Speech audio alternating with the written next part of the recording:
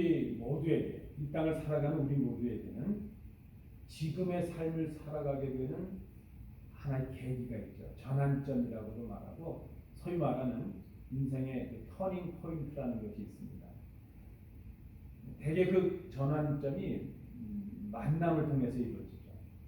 때로 어떤 분들은 어떤 책을 보다가 중요한 것을 또 깨닫고 하나의 전환점으로 삼는 그런 분들이 있는 것도 사실입니다. 그런 면에서 보면 사실 우리가 살아간다는 것, 우리 인생 자체가 만남의 연속이다, 이렇게 말할 수 있겠습니다. 태어나면서 부모님과의 만남이 있고, 형제의 만남이 있고, 또 가족과 이웃과의 만남이 있고, 평생에 반려자랄 수 있는 배우자와의 또 만남이 있고, 그렇죠. 친구와 스승과의 만남도 있습니다. 직장과 동료의 그런 만남도 이어집니다. 성공적인 인생, 그 성공적인 인생 뒤에는 성공적인 만남을 통한 터닝 포인트, 전환점이 있었죠. 또 실패한 인생을 살아가는 사람들은 좀 실패적인 그런 만남을 통한 전환점, 터닝 포인트가 있었다, 이렇게 생각할 수 있겠습니다. 그렇다면 결론적으로 우리 인생에 있어서 최고의 만남이 무엇일까? 보통 나에게 최고의 만남이 무엇인가 그러면 아내에게 잘 보이고 남편에게 잘 보이기 위해서는 내 인생의 최고의 만남은 당신이었어, 이렇게 말해야 되죠. 그런데 여러분, 우리 인생에 있어서 최고의 만남은 우리가 예수 그리스도를 만났다는 바로 그 만남이 아니겠습니까? 우리가 예수 그리스도를 만나게 될 때에 우리 인생에 진정한 전환점이 생기고 변화가 생기는 것을 우리가 볼 수 있습니다. 오늘 이 본문을 제가 좀 이야기처럼 이렇게 만들어서 한번 구성을 해보았습니다. 평생을 게네사렛 호수라고 불리는 그 호수에서 어부로 살아왔던 한 사람이 있었습니다. 그의 이름은 시몬이라는 이름이죠. 하루는 그날도 여느 때처럼 배를 띄우고 밤새도록 고기를 잡기 위해서 그물을 던졌습니다. 그런데 그날따라 고기를 잡지 못하였습니다. 고기를 잡지 못했는데 어느새 날이 밝아버렸습니다. 어쩔 수 없이 돌아가기 위해서 이제 배를 호숫가로 이렇게 대고 있는데 이렇게 보니까 호숫가에 많은 사람들이 모여 있는 것이 보입니다. 좀 더 가까이 가서 보니까 얼마 전에 자기의 집에 와서 자기 장모님의 열병을 고쳐주었던 그 예수라는 선생이 사람들을 호숫가에 모아놓고 뭔가 지금 말씀을 전하고 있는 그 장면을 보게 되었습니다. 그것을 물끄러미 바라보면서 배를 호숫가에 대고 그물을 씻으면서 이제 그물을 손질하고 있는데 갑자기 그 예수 선생이 자기가 타고 있는 배에 올라오더니 그 배를 조금 호수 쪽으로, 이 호숫가에서 좀 떼어서 호수 쪽으로 가자, 옮기라, 그렇게 말을 합니다. 그러더니 그냥 막무가내로 자기 배에 앉으셔서 호숫가에 있는 사람들을 향해서 다시 말씀을 가르치게 되었습니다. 밤새도록 지금 그물질을 해서 피곤합니다. 근데 뭐라고 말도 못하고 빨리 말씀이 끝나기를 그저 참고 기다리고 있습니다. 얼마가 지났는데 말씀이 끝났고 이제 호숫가에 배를 대고 집으로 돌아갈 참인데 그 예수라는 선생이 갑자기 이런 말을 합니다. 깊은 데 가서 그물을 내리라, 그렇게 말을 합니다. 이 시몬이라는 사람이 아마나 속으로 그런 생각을 했을 것 같아요. 이 시몬은 이 게네사렛 호수, 이 갈릴리 호수에서 잔뼈가 굵은 노련한 어부입니다. 호수를 잘 아는 사람입니다. 언제 고기가 잡히고 어느 고기가 잡히고 어디에 고기가 잡히는가 그것을 누구보다도 잘 알고 있는 사람이 바로 이 시몬이라는 어부입니다. 동료들과 함께 밤새도록 그물질을 했고 이미 집으로 돌아가기 위해서 그물 손질도 다 끝냈습니다. 그런데 다시 저 깊은 데 가서 그물을 내려보라 그렇게 말합니다. 경험상 지금 이 예수라는 분이 그물을 내려보라는 날이 밝았을 때 그 깊은 곳은 고기가 잡히지 않는 그런 곳이라고 합니다. 갈릴리 호수 특성상 아침에 깊은 곳은 고기가 없다는 것이에요. 아무리 선생이라고 하지만 자신은 어부고 이 예수라는 분은 목수입니다. 여러분 같으면 어떠셨을까요? 저 같으면 한마디 했을 것 같아요. 아마 그래서 그랬는지 참다 못한 시몬이 한마디 합니다. 선생님, 우리들이 지금 밤이 새도록 수고를 하였습니다. 잡은 것이 없었습니다. 그렇지만 말씀에 의지해서 말씀하시니까 내가 한번 그물은 내려보겠습니다. 아마 이 시몬의 속내를 좀 표현해서 다시 표현한다면 이런 말 아니겠습니까? 우리가 지금 밤새도록 수고했는데 잡은 것이 없었는데 아니 지금 다시 그물을 내려보라고 그러니까 이미 집에 가려고 그물 손질 다 했는데 분명히 헛수고할 거 분명하지만 얼마 전에 우리 집에 와서 우리 장모님의 병도 고쳐준 일도 있고 또 사람들도 많이 있으니까 내가 당신의 체면을 생각해서 한번 그물을 내려보긴 하겠습니다. 그러나 헛수고일 것입니다. 그런 마음이 아니었을까. 근데 여러분 이게 웬일입니까? 그저 반신반의 그 예수라는 선생의 말을 비웃으면서 그물을 올리고 있는데 그물이 올라오질 않습니다. 힘을 다해서 그물을 올리니까 고기가 너무 많이 잡혀서 그물이 찢어질 지경이 되었습니다. 할 수 없이 옆에 있던 동료들에게 손짓을 해서 도와달라 그렇게 말하고 고기를 이제 배에 싣게 되었는데 자기의 배와 친구의 배 그 두 곳에 가득 차게 되었다는 것입니다. 평생을 어부로 살아왔던 자신뿐 아니라 함께 동료했던 야고보와 요한이라는 그 사람들도 그 어부들도 놀라게 되었다. 오늘 본문이 기록하고 있는 내용입니다. 오늘 이 본문을 통해서 주님을 따르는 변화를 저는 생각해 보려고 합니다. 첫 번째로 주님을 따르는 변화는 주님이 누구이신지를 알게 됨으로 시작할 수 있다는 것입니다. 여러분 그렇지 않습니까? 주님을 따르려면 내가 따르는 주님이 누구이신지를 알아야죠. 주님이 누구이신가 하는 것을 알게 될 때에 내가 누구인가 하는 것을 알게 됩니다. 오늘 이 본문이 기록되고 있는 다른 복음서들, 병행 본문을 보면 그 내용들을 우리가 종합해 보면 아마 이때 이 시몬 베드로가 예수님을 아는 것은 한 1년 정도 되었을 것이라 생각이 됩니다. 요한복음 1장 35절부터 42절 내용에 보면 형제 안드레가 이 시몬에게 예수님을 소개하는 장면이 나옵니다. 41절에 보면 그가 먼저 자기의 형제 시몬을 찾아가 말하되 우리가 메시아를 만났다 하고 그때 이 시몬을 만난 예수님께서 하신 말씀이 42절에 기록합니다. 데리고 예수께 오니 예수께서 보시고 가라사대 내가 요한의 아들 시몬이니 내가 장차 게바라 하리라 하시니라.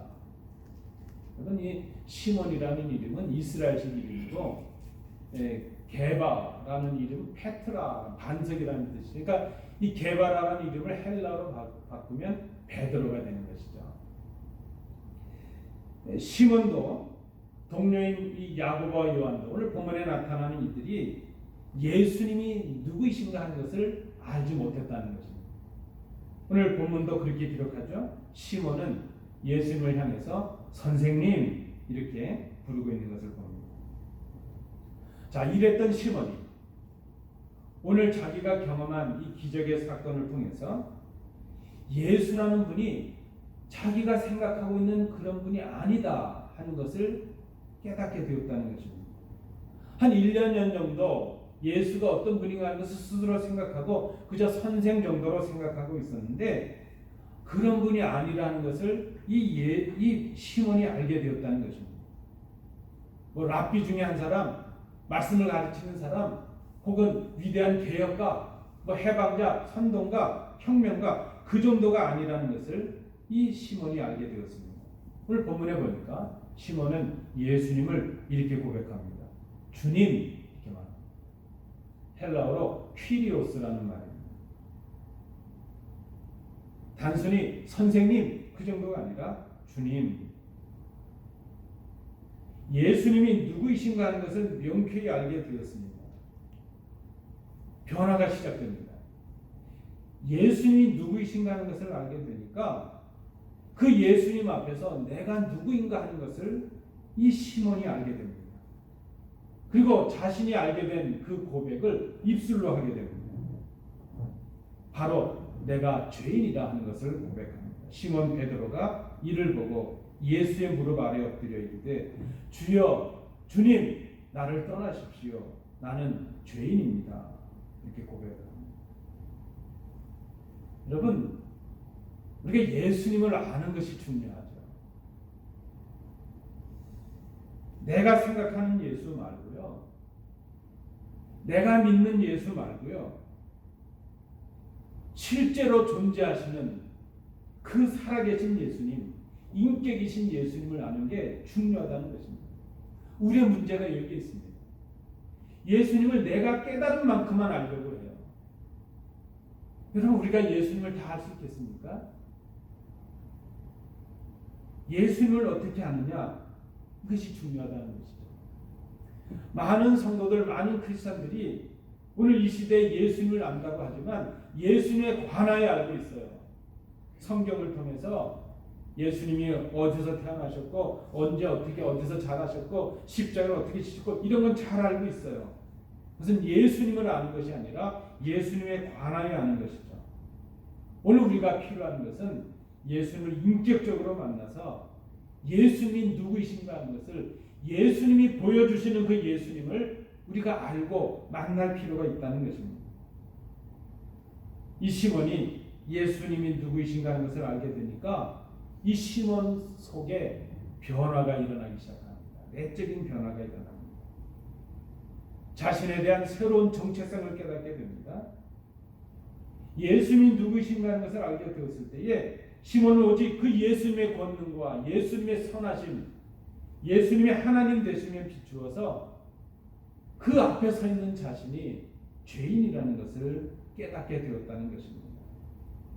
그때 비로소 주님을 따르는 변화가 시작이 되었습니다. 오늘 본문을 통해서 우리가 깨닫는 것 첫 번째입니다. 예수를 따르는 변화, 그것은 예수님이 누구이신가 하는 것을 아는 거기서부터 시작이 될 수 있다는 것입니다. 두 번째입니다. 주님을 따르는 변화는 주님이 보시는 나를 깨닫는 그것으로 이어져야 한다는 것이죠. 10절을 참조해 주시기 바랍니다. 오늘 본문을 우리가 잘 생각해 보면 베드로가 주님을 만나고 스스로를 죄인이라고 고백한 것 자체, 그것 때문에 베드로가 위대한 사도가 된 것이 아니었습니다. 우리가 이것을 잘 생각해야 될 것입니다. 우리가 죄인인 것을 깨닫고 내가 무능한 존재요, 연약한 존재임을 아는 것, 그것은 우리의 실존, 우리의 현재를 깨닫는 것에 불과합니다. 그러나 스스로를 죄인이고 무능하고 연약한 사람으로 고백하는 그 시몬을 위대한 사도 베드로로 변화하게 한 것은 바로 예수님의 뜻이요, 예수님의 시각이 있었다는 것입니다. 그래서 여러분, 예수님을 만난다는 것은, 예수님을 안다는 것은 우리를 향하신 하나님의 뜻, 우리를 향하신 예수님의 마음, 그것을 아는 것을 의미합니다. 우리를 바라보시는 예수님의 마음과 예수님의 눈을 아는 것이 중요합니다. 여러분, 내가 생각하는 나보다 주님이 바라보시는 내가 중요합니다. 요즘 뭐 올림픽을 하고 있고 그랬는데요. 위대한 아주 훌륭한 선수들 뒤에는 훌륭한 지도자들이 있지 않습니까? 잘 보니까 어떤 선수들은 뭐 다른 사람들한테 이렇게 보잘것없이 보여서 눈에 띄지도 않고 그렇게 주목을 못 받았던 사람들을 그렇게 발탁을 해서 그들을 훌륭한 메달리스트로 키웠던 지도자들이 있는 것을 봅니다. 그런 면에서 보면 위대한 지도자는 그 선수의 지금의 초라한 것을 보는 것이 아니라 그의 숨겨진 잠재력을 보고 그의 미래를 내다볼 수 있는 그런 지도자가 훌륭한 지도자가 아니겠는가 생각해 봅니다. 여러분 그렇지 않습니까? 우리는 늘 우리 스스로를 볼 때에 우리를 죄인으로만 생각을 하죠. 우리의 연약함을 생각합니다. 그저 나 자신을 보면서 그런 생각을 할 때가 있죠. 실패한 인생이요, 소망 없는 인생이라 그렇게 생각하기도 합니다. 여러분 지금 우리 뭐 가정이나 우리 직장, 우리 기업, 우리 교회 다 어려운 때 아닙니까?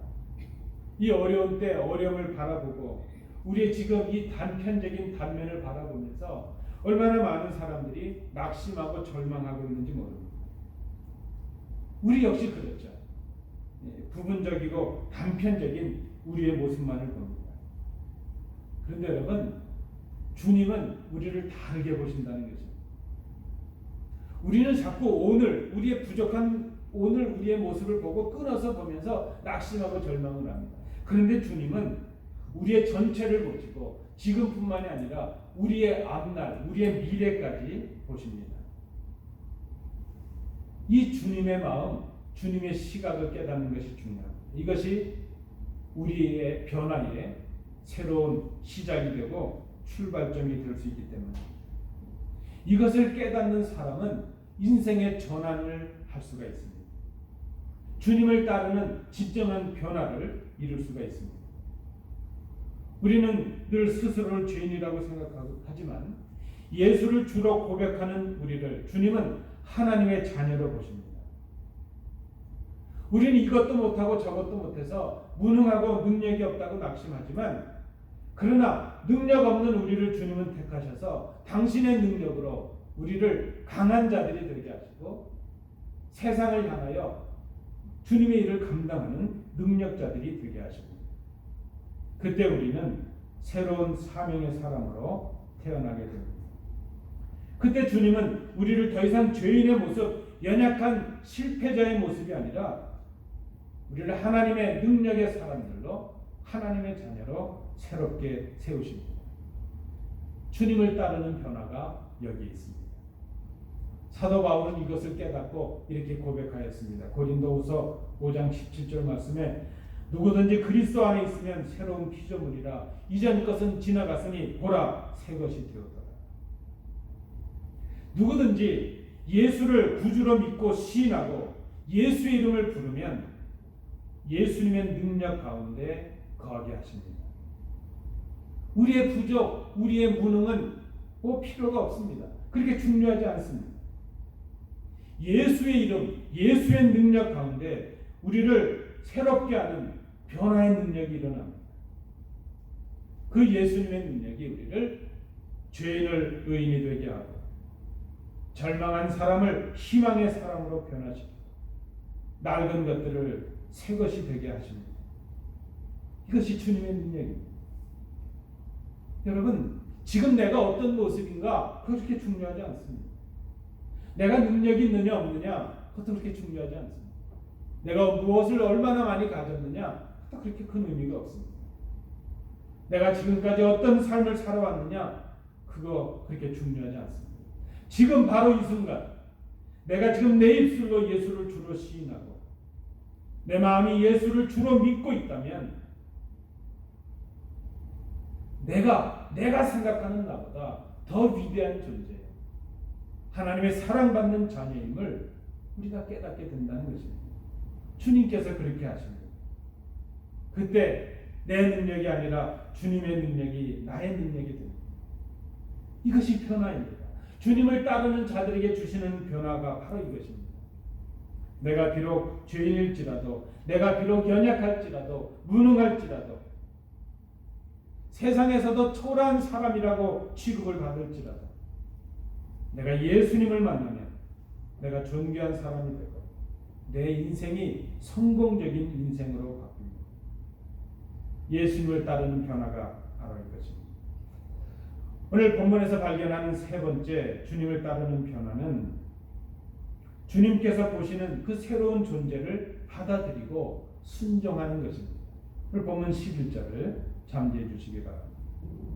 시몬은 예수님을 발견했고 그 예수님 앞에서 자신이 누구인가 하는 것을 알게 되었습니다. 그리고 자신을 바라보시는 예수님의 그 시각을, 그 뜻을 발견하게 되었습니다. 우리 주님께서는 바로 이 출발점에서부터 시몬을 베드로로 바꾸시기를 원하십니다. 시몬은 주님이 누구이신가를 보고 자신을 죄인이라고 고백했습니다. 주님은 그 시몬을 죄인의 모습으로 그렇게 남겨두시지 않으셨습니다. 그를 당신의 뜻 가운데 잃어버린 영혼들을 찾는 사역의 일꾼으로 삼으십니다. 이제 고기를 낚는 어부가 아니라 사람을 낚는 어부가 되게 하십니다. 오늘 본문이 이렇게 말씀하죠. 예수께서 시몬에게 이르시되 무서워하지 말라. 이제부터는 내가 사람을 취하리라. 사람을 잡으리라. 사람을 낚으리라. 이 사건, 이 일은 일생일대에 시몬이었던 베드로에게 인생의 전환점이 되었습니다.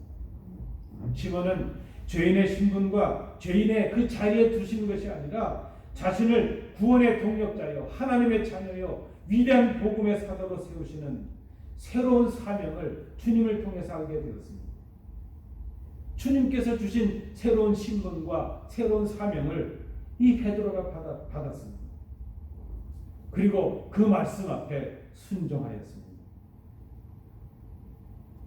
이 순간부터 그는 오늘 11절이 기록하고 있는 것처럼 배를 육지에 대고 모든 것을 버려두고 예수를 따르는 사람이 되었습니다. 이것이야말로 주님께서 말씀하셨던 나를 따라오려거든 자기를 부인하고 자기 십자가를 지고 주님을 따르라. 바로 그 말씀입니다. 그의 삶이 주님을 따르는 삶으로 변화하였습니다. 여러분, 변화라는 것이 무엇입니까? 변화는 나를 바라보고 있는 삶의 눈과 방식이 달라지는 것입니다. 우리 나름대로 나를 보는 눈이 있고 우리 나름대로 세상을 살아가는 방식이 있지만 그 방식, 그 눈을 주님의 눈으로, 주님의 방식으로 바꾸는 것, 그것이 바로 예수님을 따라가는 변화입니다. 오늘 여전히 우리는 우리 스스로를 세상의 눈으로 바라봅니다. 세상의 소망으로 바라봅니다. 그리고 낙심하고 절망하고 근심합니다. 좀 중요한 것입니다.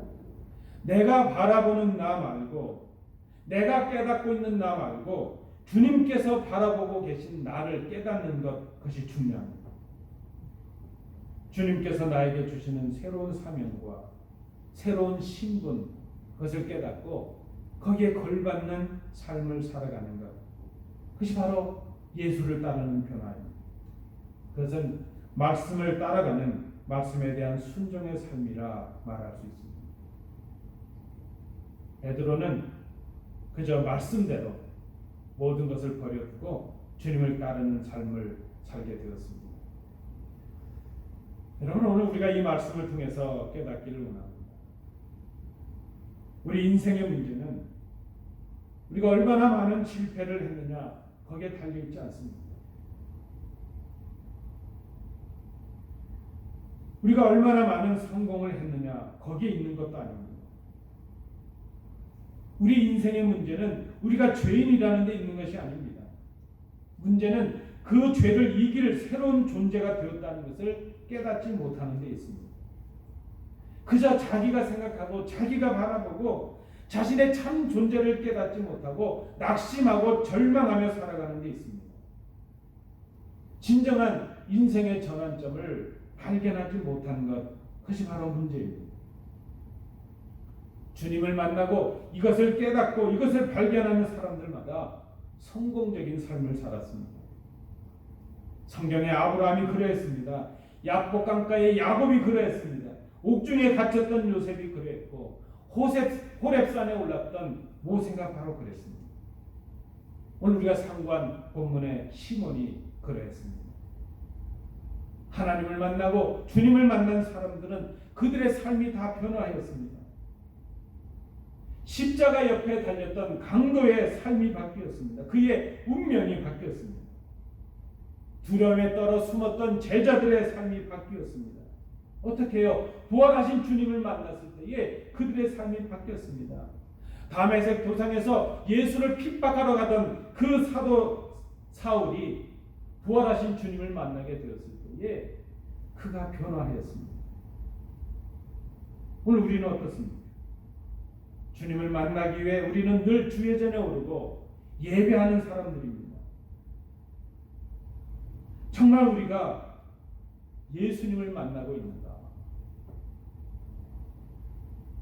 내가 믿는 예수가 우리가 믿어야 될 믿음의 대상이신 스스로 존재하시는 바로 그분이 맞으신가? 말씀을 통하여 예수님을 만난 경험이 우리에게 있는가? 오늘 주님은 호숫가에서 말씀으로 가르치시고 기적을 보여주셨습니다. 그 결론은 11절에 있습니다. 당신을 따르는 변화를 경험하게 하시기 위함이었습니다. 우리에게 많은 기적을 베푸시고 많은 말씀을 주시는 이유는 우리로 하여금 주님을 따르는 변화를 경험하게 하시기 위함입니다. 시몬은 예수와의 만남을 통하여 예수님이 누구이신가 하는 것을 깨닫게 되었습니다. 자신을 알게 되었습니다. 주님께서 바라보시는 자신을 알게 되었습니다. 그리고 삶의 새로운 변화를 이루었습니다. 이 말씀 앞에서 우리가 깨닫는 것이 이것입니다. 어떻게 우리가 주님을 만날 수 있을까? 제가 말씀을 준비하다 그 생각을 해봅니다. 지금이라도 우리가 어느 호숫가에 가면 예수님이 계시면 좋겠어요. 그럼 우리가 가서 예수님 만날 거 아니겠어요? 저 빠들의 바다에도 나가면 예수님이 계시면 거기라도 가서 예수님 만나면 좋겠어요. 그런데 여러분, 우리는 지금 그 예수님을 우리의 눈으로 뵙고 만날 수가 없지 않습니까? 우리가 어떻게 주님을 만날 수 있을까? 오늘 실패를 경험하고 낙심하고 절망하고 근심에 사로잡힌 우리 이 삶의 자리에서 어떻게 우리가 주님을 다시 만날 수 있을까? 여러분, 바로 이 말씀 아닙니까? 우리가 주님을 만날 수 있는 유일한 길이 바로 이 우리에게 전달해 주신 이 하나님의 말씀 아니겠습니까? 주님은 오늘도 이 말씀을 통해서 우리의 삶의 자리에 오십니다. 말씀하십니다. 우리를 초청하십니다. 그분의 한 말씀, 한 말씀에 내 마음이 움직이는 경험이 우리에게 필요합니다. 우리에게 늘 베푸시는 삶의 기적들을 통해서 우리가 날마다 읽고 묵상하는 이 말씀을 통해서 예수님이 누구이신가 하는 것을 바로 알게 될 때에 그때 우리는 자기 자신을 깨닫게 됩니다. 그리고 우리를 바꾸시는 주님의 눈으로 우리를 새롭게 보게 됩니다. 그때 우리는 예수님을 따르는 변화를 경험할 수 있습니다. 성공적인 인생이 바로 거기에 있습니다. 주님을 만나는 것이 성공적인 인생의 변화라. 이것이 진정 예수를 믿는 것입니다. 이 변화를 경험하지 못했다면 우리의 지금까지 모든 믿음의 수고가 헛것입니다. 이 만남의 감격을 우리가 경험하지 못했다면 주님을 따르는 변화를 이룰 수가 없습니다. 성도 여러분, 사랑하는 성도 여러분, 말씀을 통하여 주님을 만나실 수 있기를 원합니다. 그 말씀의 감격을 통하여 예수님을 따르는 변화를 새롭게 경험하시는 복된 성도들 되시기를 간절히 축복합니다. 기도합니다.